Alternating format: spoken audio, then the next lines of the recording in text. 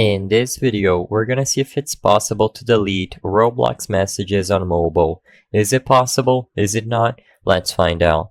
If you want to attempt this, all you need to do is to ensure that you have the latest version of the Roblox app installed on your phone, either Android or iOS. Let's try opening it up and select a friend that we want to send a message to and delete it afterwards.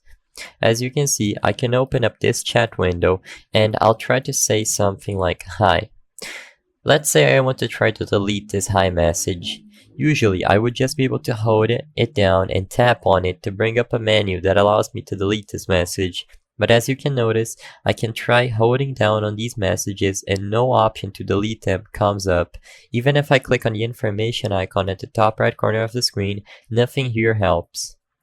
Sadly, as of today, and as it's stated by this official Roblox support article, only system messages from Roblox can be deleted. However, regular messages from other players cannot be deleted. So, sadly, it's impossible to delete messages that you've sent to other players on mobile.